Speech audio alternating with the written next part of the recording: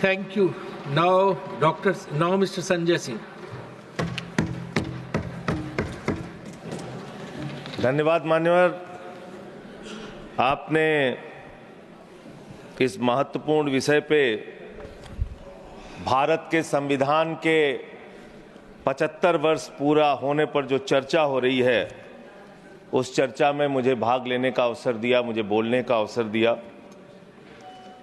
मान्यवर, बाबा साहब डॉक्टर भीमराव अंबेडकर जी ने जब भारत का संविधान लिखा तो हिंदुस्तान के सभी वर्गों के बारे में सोचा, सबके अधिकारों के बारे में सोचा, भारत कैसे तरक्की के रास्ते पे जाएगा, कैसे आगे बढ़ेगा, इसको लेके भारत के संविधान को बनाया उन्होंने।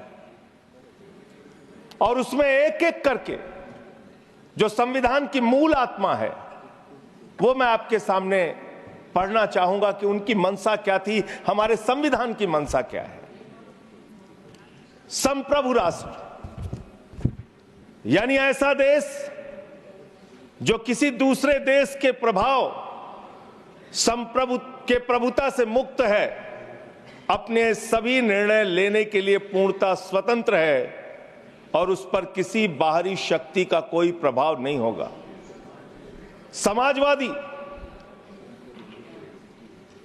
समाजवाद एक ऐसा विचारधारा है जो ये मानती है कि समाज के सभी लोगों तक संपन्नता का हिस्सा पहुंचना चाहिए। धन संपत्ति भी समाज से ही उपजती है, तो उसका बंटवारा भी शांतिपूर्ण और न्यायपूर्ण तरीकों से लोगों के बीच होना चाहिए। लोकतांत्रिक समाजवाद की यह विचारधारा कहती है कि धन समाज के कुछ लोगों तक सीमित नहीं रहना चाहिए। उत्पादन के साधनों पर लोगों का मिला जुला मालिकाना होना चाहिए। यह भारत का संविधान कहता है मान्यवर। और आज क्या स्थिति है, भारत की क्या स्थिति है मान्यवर, मोदी जी के राज में क्या स्थिति है? 5%, देश के 5% लोगों के पास देश की 60% संपत्ति है और देश के 50% लोगों के पास मात्र 3% संपत्ति है। और पिछले 2012 से लेकर अगर 21 तक का आप रिकॉर्ड इनका देखेंगे तो 40% संपत्ति 1% लोगों के पास गई है। यह है इनकी समाजवाद की विचारधारा, यह है इनकी बराबरी की सोच, यह किस तरीके से ये भारत के अंदर गैर बराबरी को जन्म दे रहे हैं। समाजवादी आंदोलन में नारा लगता था, समाजवादी आंदोलन में नारा लगता था, जब तक दुखी इंसान रहेगा धरती पर तूफान रहेगा। नारा लगता था, रोटी कपड़ा और मकान मांग रहा है हिंदुस्तान। नारा लगता था, धन और धरती बट के रहेगी, भूखी जनता चुप न रहेगी। लेकिन आज भारत को इस हालत में इन्होंने पहुंचा दिया है मान्यवर, जहां पर 3% संपत्ति 50% लोगों के पास है और 5% लोगों के पास देश की 60% संपत्ति है।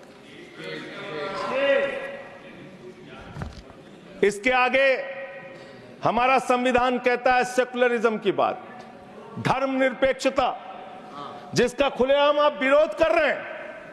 ये एक ऐसी सरकार है, हमारे प्रधानमंत्री जी भारत के संविधान पे शपथ लेकर देश के प्रधानमंत्री बने। यहां पे बैठे हुए सांसद संविधान की शपथ लेते हैं, मंत्री संविधान की शपथ लेते हैं, लेकिन संविधान में लिखी हुई बातों को नहीं मानते। धर्मनिरपेक्षता से इनको मतलब नहीं है। हमको अगर दर्शन करना होता है मान्यवर, तो हम काशी जाते हैं, महाकाल का दर्शन करने उज्जैन जाते हैं, प्रभु श्री राम का दर्शन करने अयोध्या जाते हैं। लेकिन भाजपाइयों को जब दर्शन करना होता है तो ये मस्जिद में भगवान का दर्शन करने जाते हैं, मस्जिद में भगवान का दर्शन करने जाते हैं। मस्जिद में मंदिर खोज रहे हैं पूरे देश के अंदर। तो इसलिए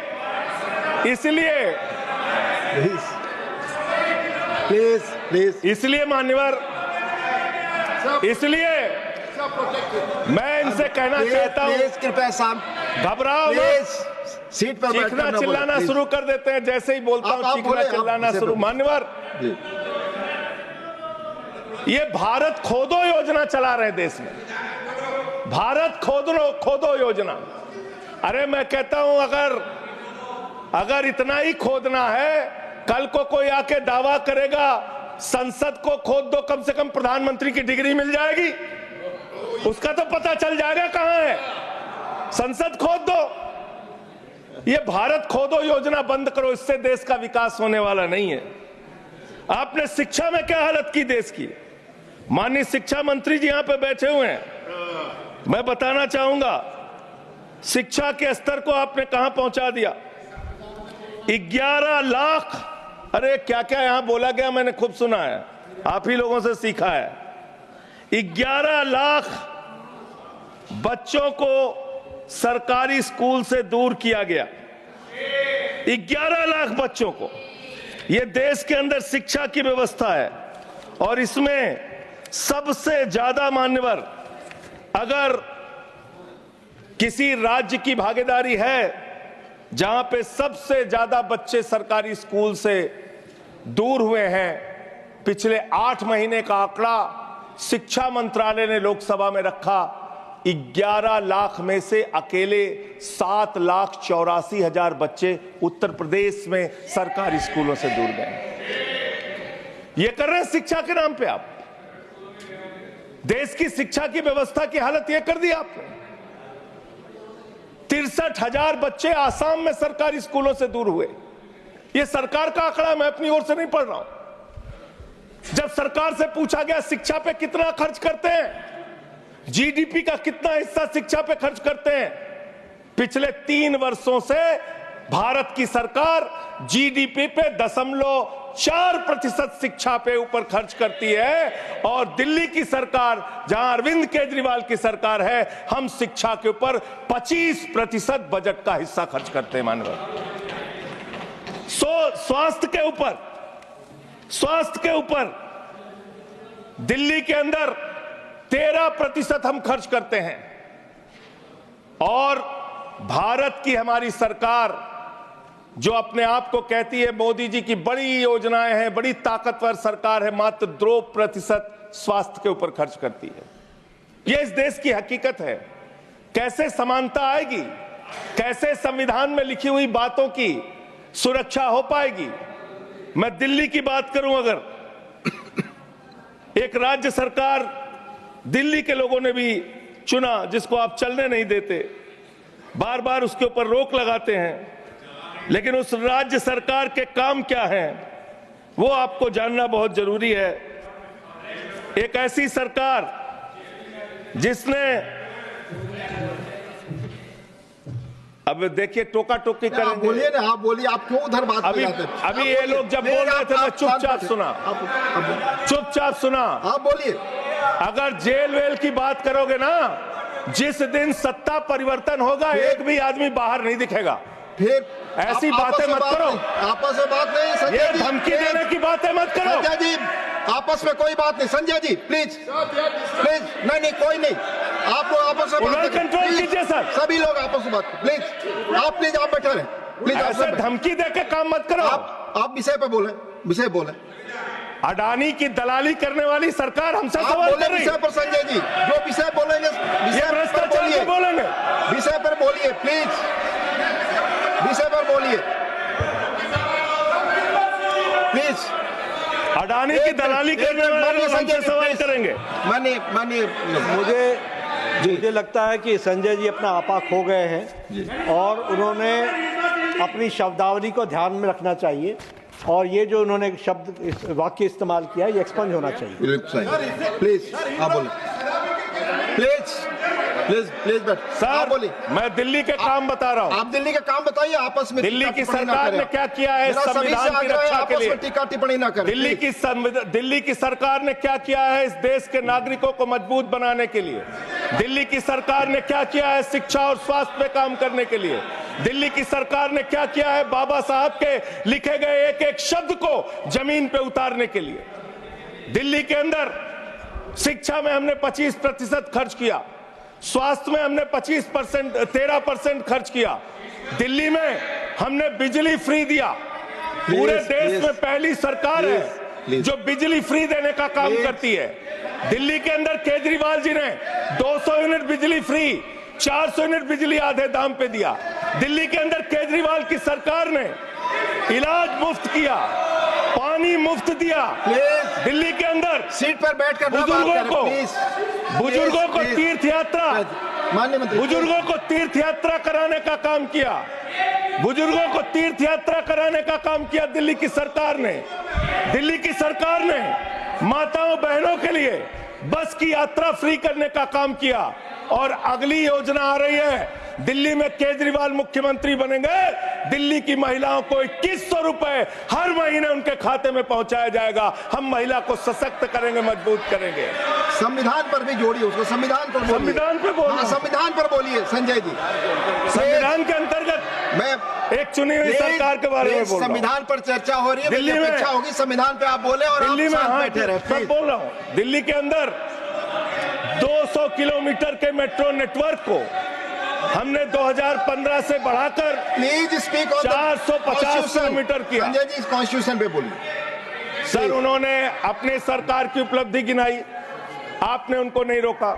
प्लीज, अगर हम दिल्ली में एक चुनी हुई सरकार के काम को बता रहे हैं, हम सबसे आग्रह कर रहे हैं अपने विषय पर बोलिए। जिस राज्य से मैं चुना गया हूं, आपसे भी कर रहे हैं, उस राज्य में क्या काम हो रहा है, क्या ये देश, इनको दर्द क्यों हो रहा है? प्लीज विषय संविधान पर चर्चा, तकलीफ क्यों हो रही है? संविधान पे चर्चा हर सदस्य से, इनको तकलीफ क्यों हो रही है? हर सदस्य से हम अपेक्षा करते हैं संविधान पर बोले।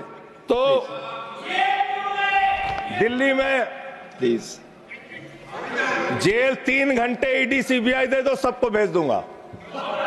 चलो दे दो ईडी संजय जी, आप बोलते हैं, प्रवोक करते हैं, आप इसे पर बोलिए। ये सब चीजें नहीं जाएंगी, ये सब चीजें नहीं जाएंगी रिकॉर्ड पे। प्लीज, वो बोल रहे हैं जेल क्यों आपस में बात न करें, आप बोले संविधान पर। आप प्रोग्राम को आपस में बात न करें प्लीज।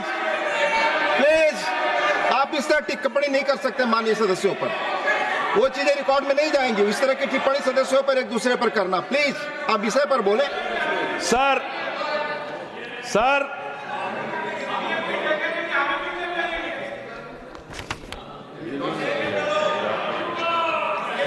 3 सर, आप ही का चेहरा दिख रहा है सर।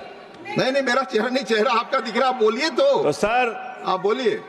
ये लोग भ्रष्टाचार के खिलाफ जब बोलते हैं, भ्रष्टाचार के खिलाफ जब बोलते हैं भाजपा के लोग, तो लगता है ओसामा बिन लादेन अहिंसा पे उपदेश दे रहा है।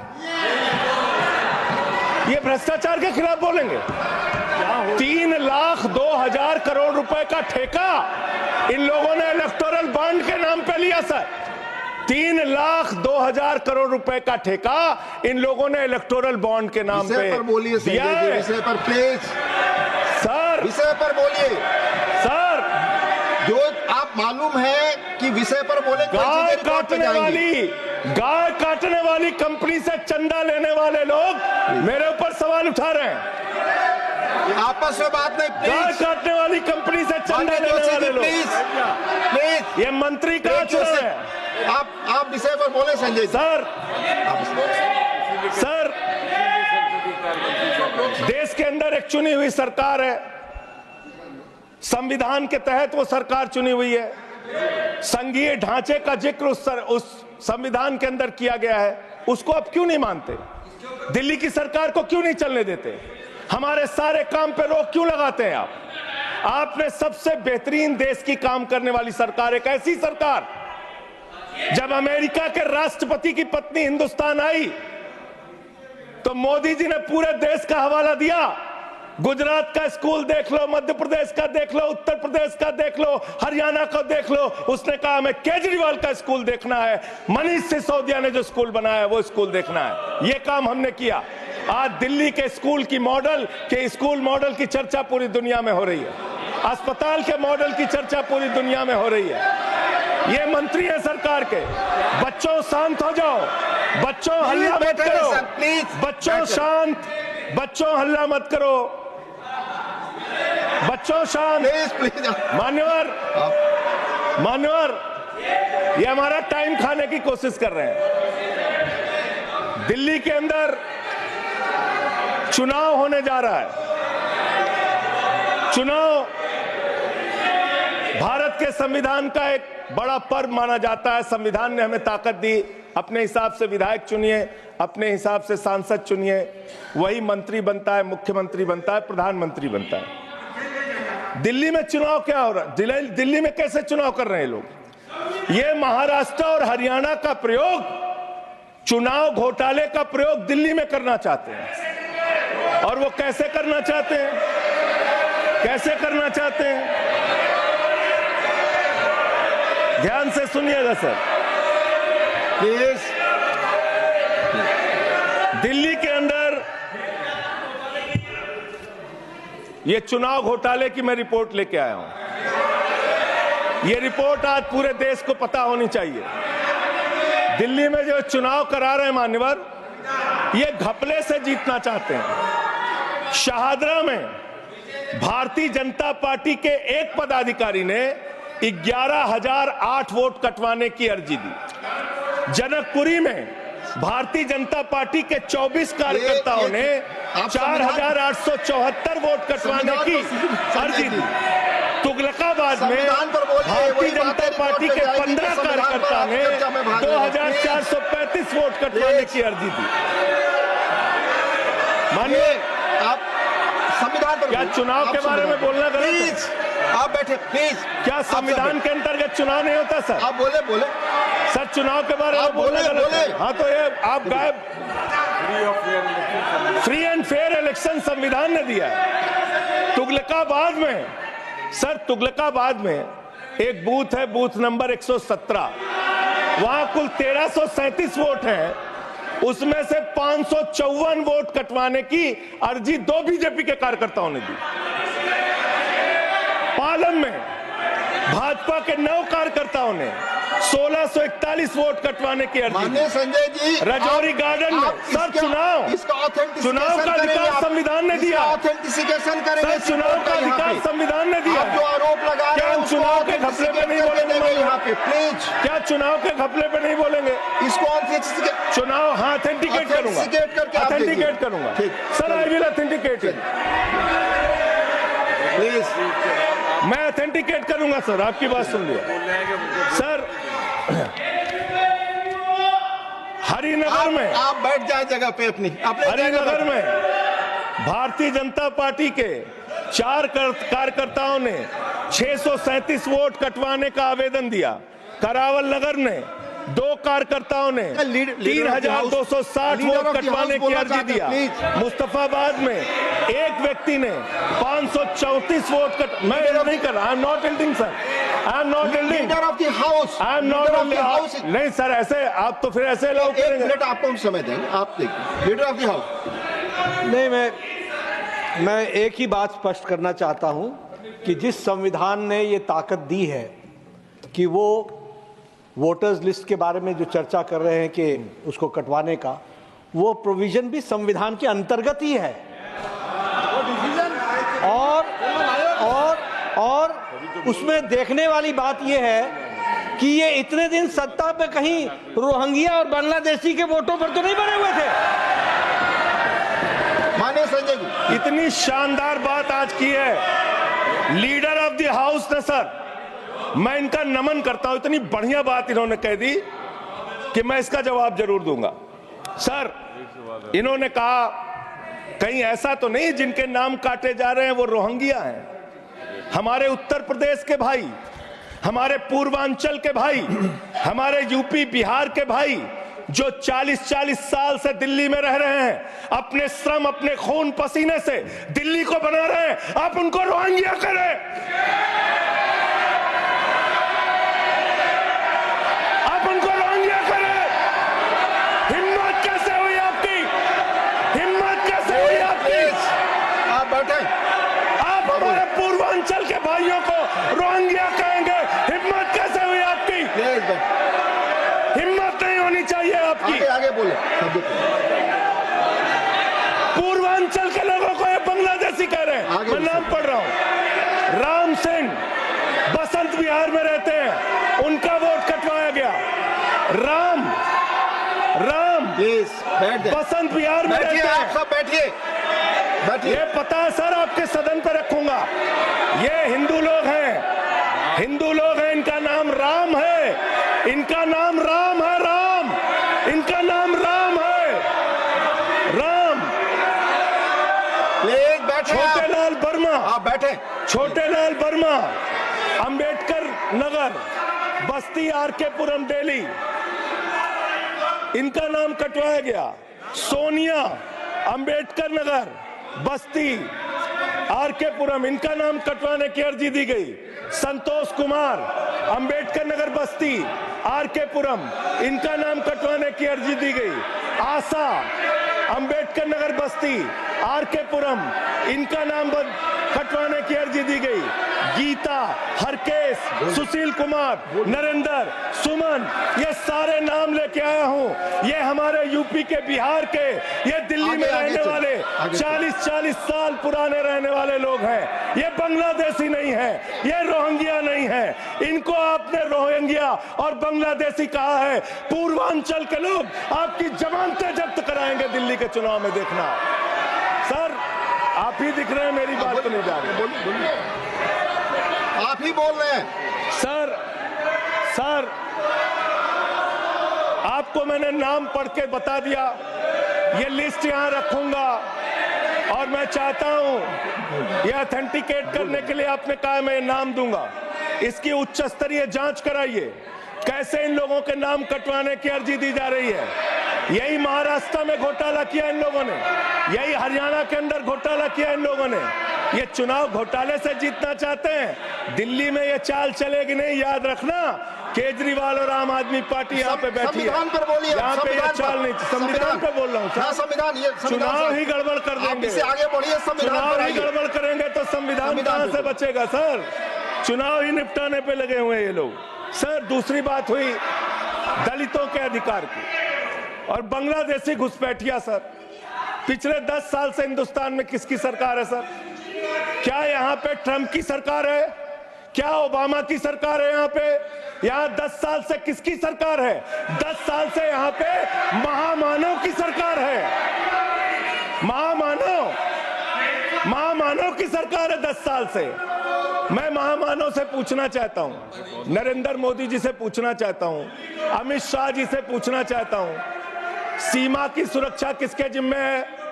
अमित शाह के जिम्मे है। सीमा किससे लगती है? बांग्लादेश की, त्रिपुरा से लगती है, आसाम से लगती है, बंगाल से लगती है। कोई बांग्लादेशी त्रिपुरा से, बंगाल से, आसाम से, झारखंड पार करके, यूपी पार करके, बिहार पार करके दिल्ली कैसे आ गया? आप लोग घास छील रहे थे क्या? आपकी सरकार घास छील रही थी क्या? कैसे आ गए भाई यहाँ पे बांग्लादेशी? और 10 साल में 10 बांग्लादेशी घुसपैठिया दिल्ली से भगाया हो तो उसका नाम बता दो, उसका नाम बता दो। 10 साल में 10 बांग्लादेशी घुसपैठिया दिल्ली से भगाया हो तो उसका नाम बताओ ना। राजनीति क्यों करते हो? नरेंद्र मोदी का दोस्त अडानी बांग्लादेश को बिजली सप्लाई करता है। आप विषय पर बिजली सप्लाई करता है। प्रधानमंत्री पर आपने भारत की बिजली चोरी करके, भारत की बिजली चोरी करके बांग्लादेशियों का घर रोशन करते हो। संविधान पर बोलिए। हमें ज्ञान बता रहे हो, प्लीज हमको ज्ञान बता रहे हो। हजारों करोड़ की बिजली चोरी करके झारखंड की बिजली। सर आप ही आ गए सर, मेरा तो नाम गायब हो जाता हूं मैं। सर झारखंड की बिजली चोरी करके, भारत की बिजली चोरी करके अडानी बांग्लादेश को पहुंचाता है। ये आप ही सब्सिडेट करेंगे इसको भी करेंगे। हाँ, करे जितना आप बोलेंगे सब हाजिर कर देंगे साहब। आप इस सब्सिडेट करेंगे, इसलिए आप लगा रहे हैं। हाँ एकदम करेंगे। ये दोहरी नीति नहीं चलेगी। आपके लड़के कतर के शेखों के साथ बिजनेस करेंगे, दुबई के शेखों के साथ बिजनेस करेंगे, यहाँ मुसलमानों के खिलाफ हिंसा की बात करोगे।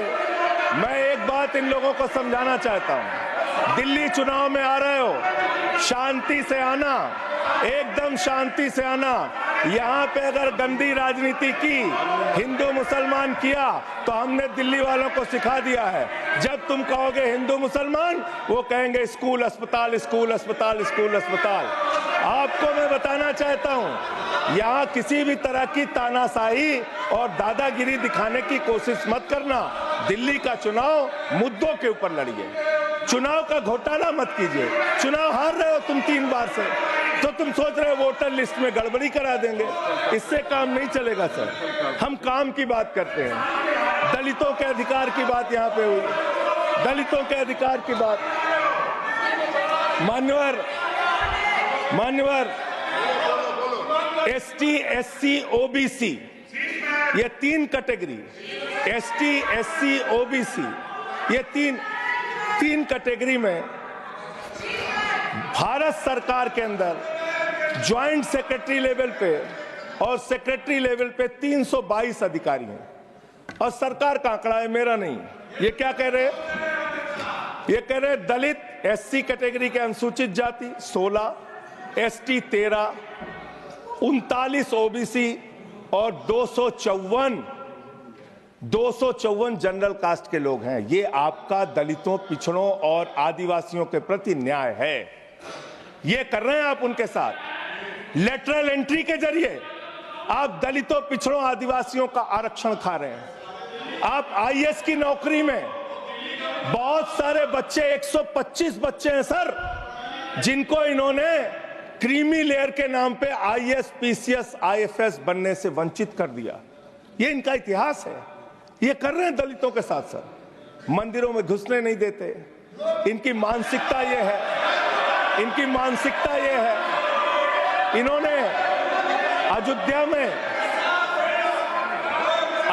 में मंदिर का शिलान्यास किया। उस समय हमारे प्रधानमंत्री गए, मुख्यमंत्री उत्तर प्रदेश के गए, राज्यपाल भी गई। उस समय के राष्ट्रपति रामनाथ कोविंद जी को नहीं बुलाया इन्होंने। मंदिर के उद्घाटन में इन्होंने श्रीमती द्रौपदी मुर्मू जी को नहीं बुलाया, क्योंकि वो दलित समाज से थे, ये आदिवासी समाज से हैं। आपकी मानसिकता ये है।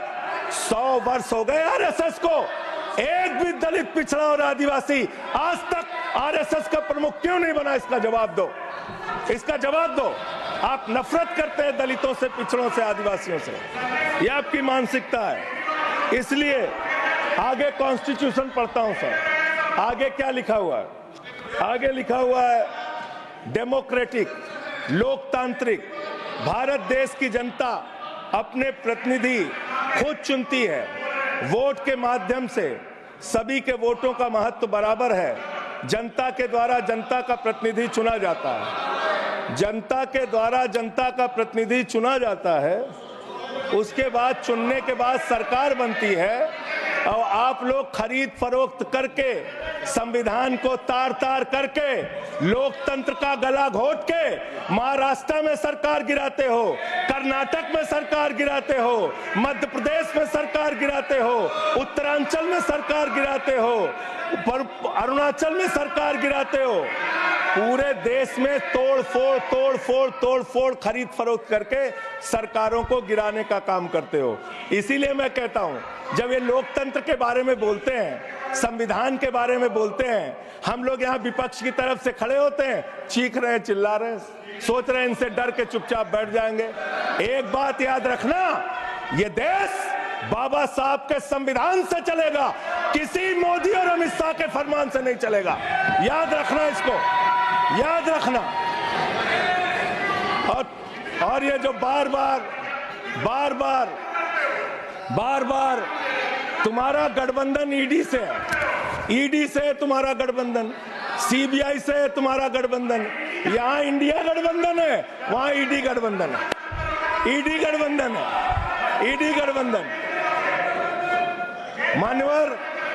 मान्यवर भ्रष्टाचार की बात मैं करूंगा। भारत के प्रधानमंत्री, जिन्होंने देश के बड़े बड़े फैशन डिजाइनरों को भी फेल कर दिया, इतना सज के चलते हैं, इतना सज के चलते हैं सर। इटली का चश्मा आप जानते हैं इटली आप नहीं की घड़ी। आप ये सब चीजें नहीं जाएंगी यहाँ रिकॉर्ड हमारे पे। नेता Please पे speak। टिप्पणी हो रही है, आप बोल नहीं बोल सकते। रहे हैं। आप नहीं बोल सकते। हमारे नेता पे टिप्पणी हो रही है, आप नहीं बोल रहे माननीय हैं। प्रधानमंत्री पर आप टिप्पणी नहीं कर आप सकते। हमारे नेता पे संवैधानिक नियम आप केजरीवाल पे समझे। टिप्पणी हो रही है, आप नहीं बोल रहे हैं। आप please speak on the subject. हमारा टाइम बचा है सर। हाँ तो आप बोले सब्जेक्ट पर बोले। सब्जेक्ट पे बोल रहे हैं। हाँ ये टिप्पणियां नहीं जाएंगी आपकी रिकॉर्ड पे। सर बच्चों शांत हो जाओ, बच्चों शांत हो जाओ, आप स्पीक बच्चों शांत, प्लीज स्पीक। बच्चों शांत हो जाओ बच्चों। मानवर न्याय की बात, भारत का संविधान सभी नागरिकों को सामाजिक, आर्थिक, राजनीतिक स्तर पर न्याय देने का वादा करता है। ये न्याय दे रहे हैं भारत के लोगों को सर, ये न्याय कर रहे हैं भारत की जनता को, ये न्याय दे रहे हैं। आज चुनी हुई सरकारों को प्लीज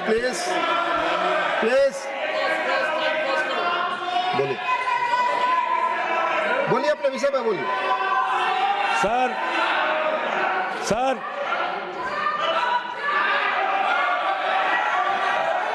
ये अगर यहाँ नारा लगाएंगे, आप इनको रोक नहीं रहे हैं। मैं बोल रहा हूँ उनको भी और आपको भी। वो नारे लगा रहे हैं, आपने शुरू किया माननीय प्रधानमंत्री पर टिप्पणी। नहीं, मैं अगर यहाँ नारा लगाऊंगा, प्लीज आप इस पर बोलिए, संविधान पर बोलिए।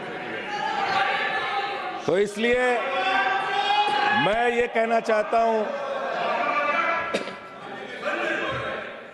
जरूरत से ज्यादा उतना ही काम करो जितना ठीक लगे। आप इधर बोले, आपस में बात ना करें। जरूरत से ज्यादा मत उड़ो। संजय जी प्लीज, जरूरत से ज्यादा मत उड़ो। संजय जी आप गली में चोर है, संजय जी आप नरेंद्र मोदी चोर है। कोई बात रिकॉर्ड पे नहीं जाएगी। नरेंद्र मोदी चोर है। कोई बात रिकॉर्ड पे नहीं जाएगी। Not go please, it will not go on the record. नहीं, please go back to your seats. नहीं आप ये गलत, नहीं सर, आप दुरुपयोग कर रहे हैं समय का। कैसे आप दुरुपयोग कर रहे हैं। प्लीज केजरीवाल को कैसे बोल रहे हैं? आप सब पीछे जाए। आप प्लीज आप पीछे जाइए। प्लीज नागर जी प्लीज आप पीछे जाइए। आप पीछे पर बोलिए। इनको चुप कराइए सर। आपने जो भी प्रधानमंत्री जी पर टिप्पणी की है और जो भी नारे उनके खिलाफ लगाए, ये भी बोलिए कि मुख्यमंत्री पर जो टिप्पणी की है वो भी जाएगा। आप बोलिए। वो भी हट जाएगा। आप पहले बोले, वो भी हट बोले, जाएगा। आपका समय खत्म होगा, मैं खत्म करूंगा। प्लीज मान्यवर, पिछले दिल्ली के अंदर कानून व्यवस्था की क्या हालत है?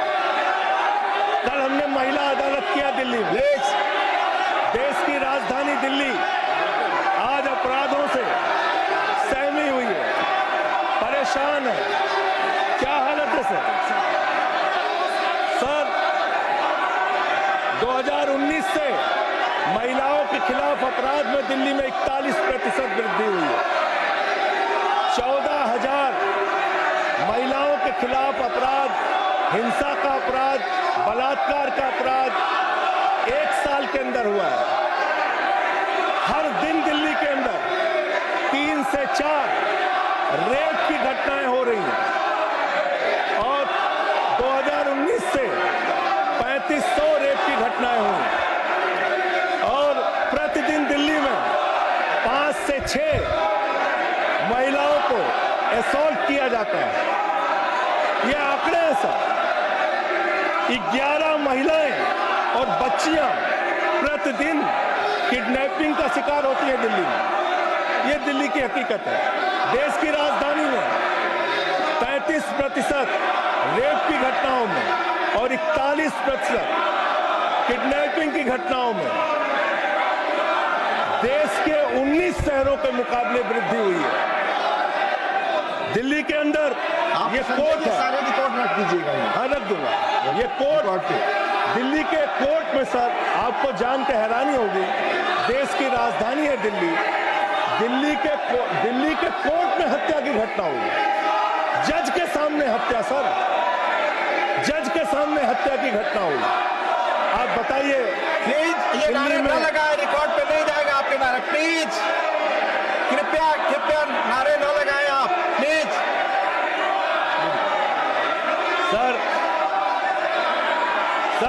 दिल्ली के अंदर कोर्ट में हत्या हुई।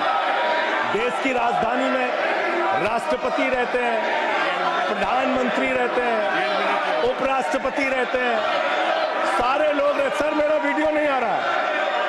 सारे लोग रहते हैं देश की राजधानी में, और इस देश की राजधानी के अदालत में हत्या हो रही है। इसलिए मान्यवर, मैं आपके माध्यम से अनुरोध करना चाहता हूं अंत में एक बात कह के। आज जब मैं आ रहा था, काशी लंका में रेहड़ी पटरी वालों की दुकानें तोड़ी जा रही हैं, गरीबों को उजाड़ा जा रहा है। जिस राजधानी दिल्ली में हम लोग रहते हैं सर, झुग्गी बस्तियों को तोड़ा गया, झुग्गी बस्तियों को उजाड़ा गया, और हर साल का आंकड़ा है, मैं आपके सामने रखूंगा। मेरा आग्रह होगा प्लीज अपने सीट पर जाएं। प्लीज मान्यवर,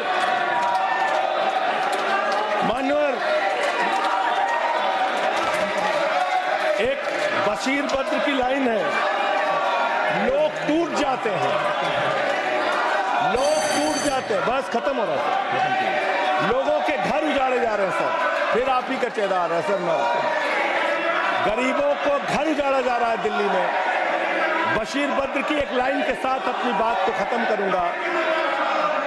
लोग टूट जाते हैं एक घर बनाने में, तुम तरस नहीं खाते बस्तियां जलाने में।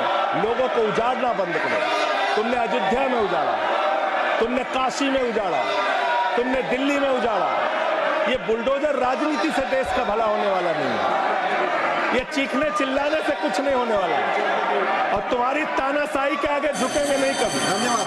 ये नारेबाजी लगा के धन्यवाद संजय जी, धन्यवाद, बहुत बहुत धन्यवाद। धन्यवाद। प्लीज माननीय लीडर, प्लीज माननीय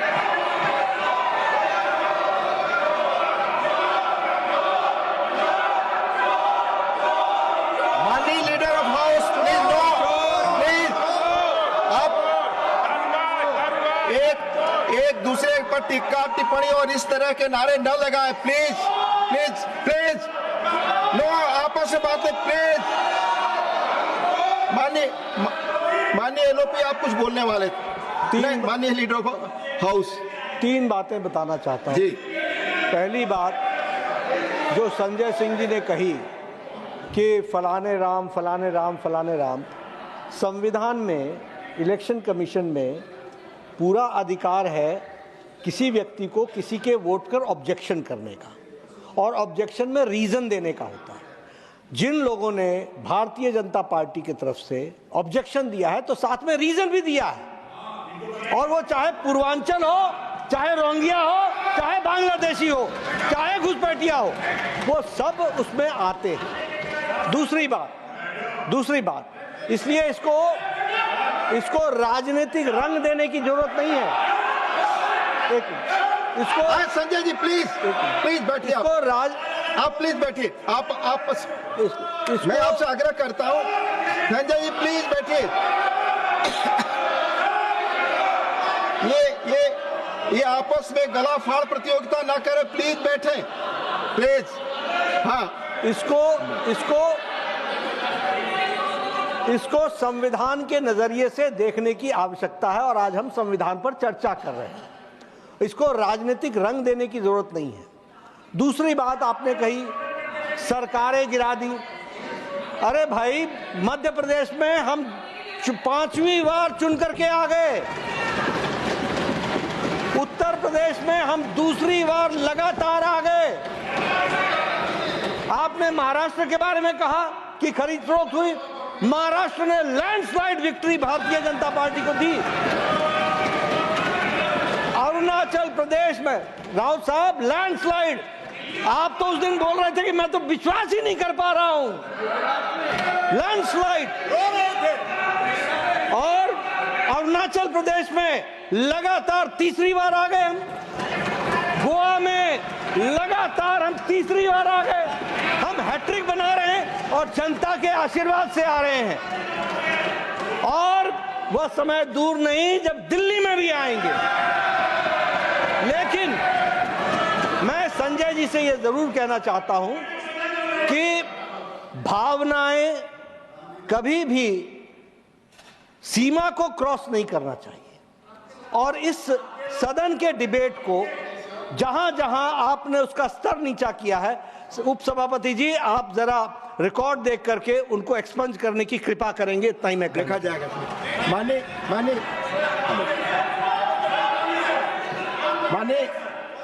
माननीय भूपेंद्र जी, आपने बीच में संकेत दिया था। माननीय भूपेंद्र जी प्लीज, आप बोल चुके हैं, प्लीज बोल चुके हैं। सर, नियम 238 है, उसके 2 बिंदु हैं। 238 का एक है, ऐसा कोई तथ्यात्मक विषय जिसमें न्यायिक विषय विचाराधीन हो। Election commission quasi judicial authority के रूप में काम करता है। आपको अगर ऑब्जेक्शन है तो वहाँ डिसीजन के लिए अभी फैक्ट पे विषय पेंडिंग है, तो ऐसे तथ्यात्मक विषय को यहाँ पर उल्लेख नहीं कर सकते क्योंकि आप खुद ही गए हुए हो।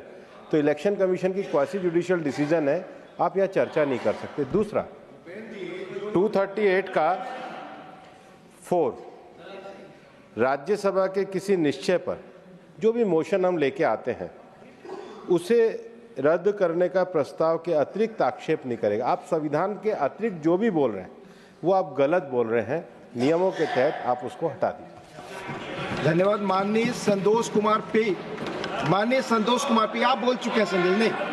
माननीय संतोष कुमार पी, माननीय संतोष कुमार पी, प्लीज आपकी बात रिकॉर्ड पे जाएगी। संतोष कुमार पी, संजय जी बैठ जाए।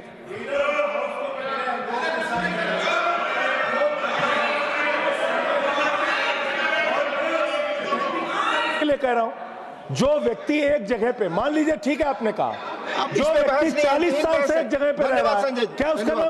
माननीय संतोष कुमार पी, आपकी बात रिकॉर्ड पे जाए please. Thank you, Deputy Chairman. Sir, the constitutional